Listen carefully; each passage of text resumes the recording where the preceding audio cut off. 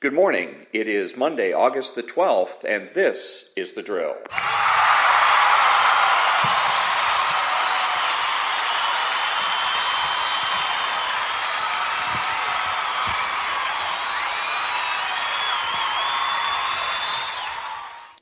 Thank you very much, and my name is Ron. I'm the only true conservative in the United States of America today because I'm the only one that makes the presumption for the status quo.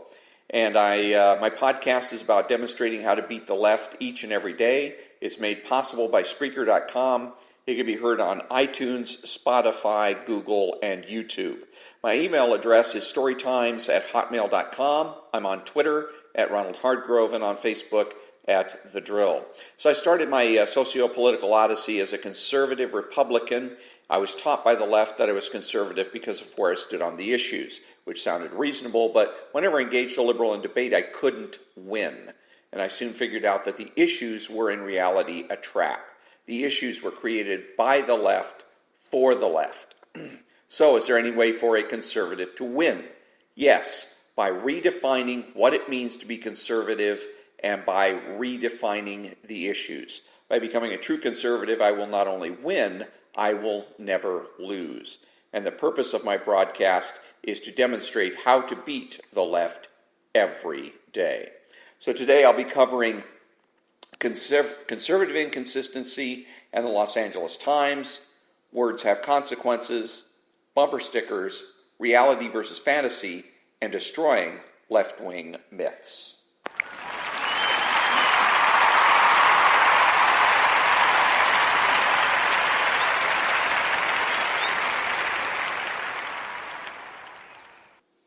And thank you very much. Welcome back. So I spoke with a friend of mine the other day, a friend who claims to be conservative, and he told me that he had recently subscribed to the Los Angeles Times. And I was surprised because he'd always had nothing good to say about the paper. He told me that he had a trial subscription that was paid for by an acquaintance who happened to write for the Times. This person told him that the newspaper had changed and that it was no longer a socialist rag.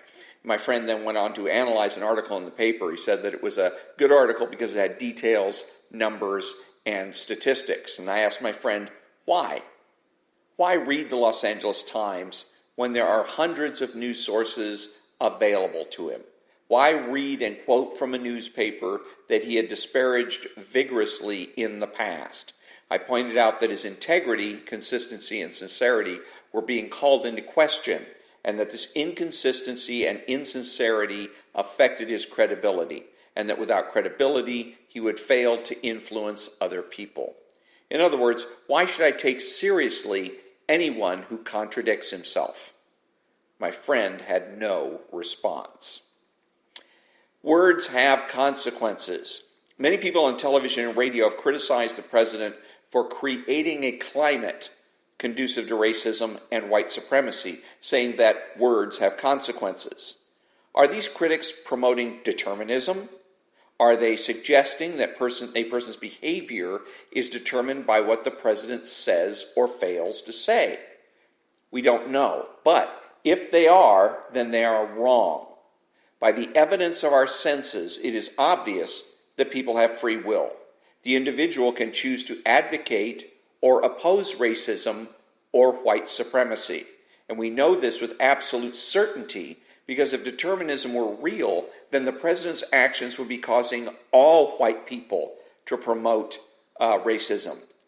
And as a matter of fact, it would cause all people to promote racism. White people would be promoting white supremacy, black people, black supremacy, etc. Yet that is obviously not the case. Words do not have consequences. They do have a potential impact. They can be used to persuade or to bully or intimidate. And each one of us can and should be persuaded to be persuasive. Saw a bumper sticker the other day. As an aside, by the way, if you see a car with a lot of bumper stickers on it, the odds are that the messages are all left-wing. Very few conservatives put even a single bumper sticker on their car unless it's something like along the lines of Trump 2020 or Trump 2016. Anyway, the bumper sticker read, quote, "He is not my president," unquote. Now, I have a bumper sticker on my car that reads, quote, "He is your president, ha ha," unquote. Wow, if you really want to wind up the left, this is a great way to do it. And what I do with bumper stickers is I have many, they're interchangeable. I have that are on magnets. So I have one for a little while like, "He is your president, ha ha," and I also have one that reads, "Why?" That's an excellent one if you want to wind up the left. You'll get a lot of interesting statements and comments. You'll get people that'll say, "Why?" Because blah, blah, blah, blah, and they go off on their little rant or whatnot. And it's important because you're winding these people up. You get them to bubble and fizz. Normally, it works the other way around. The dynamic does. That the left says something provocative, and the people on the right, the conservatives, end up becoming defensive, end up yelling and screaming, jumping up and down, throwing a temper tantrum, and acting like an Alka-Seltzer, bubbling and fizzing. And this is a great way to change that dynamic and make the left bubble and fizz for a change, which is really the way it should be.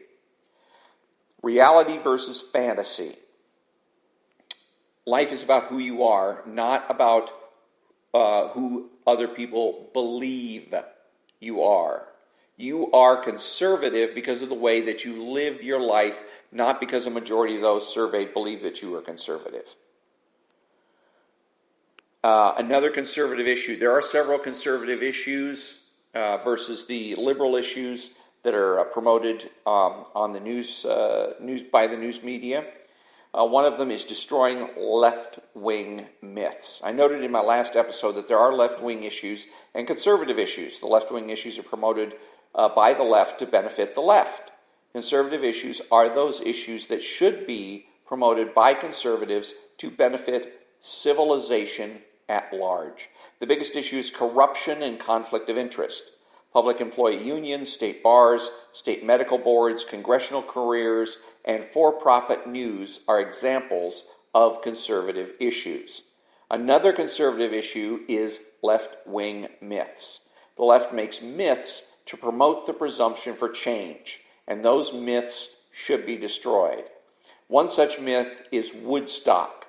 Woodstock has been promoted by the left as something that was groovy and a big cultural event, a big positive cultural event, an event of peace, love, and unity. And the reality is that the event was a disaster. It was violent and it was filthy. The Woodstock participants were well unwelcome in and repulsive to the surrounding community.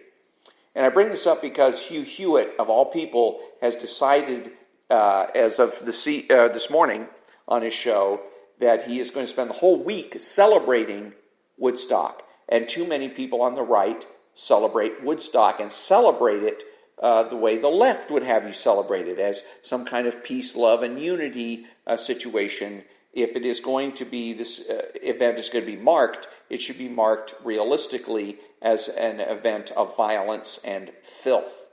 But anyways, this is the same Hugh Hewitt that served in the Nixon and Reagan administrations, and the same Mr. Hewitt who claims to be center-right. So with advocates like Hugh Hewitt, how can socialism lose?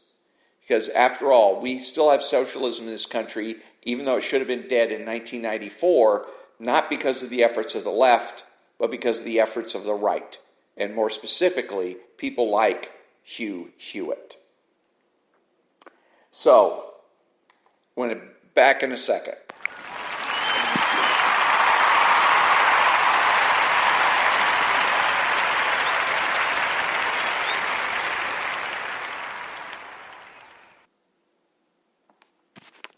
Thank you very much. Welcome back. Who are the true conservatives? They are the people that understand that conservatism is not just political but cultural as well. They're patriotic people who use common sense. They make judgments, refuse to speculate, speak clearly and definitively, and are not afraid to say no. They are open-minded, asking why rather than why not. They're consistent, credible, and influential, not ashamed of their existence, unafraid to learn or correct their mistakes. They are normal Americans. And that brings me to the conclusion of another episode of The Drill. And until next time, thank you very much for listening, and have a great day.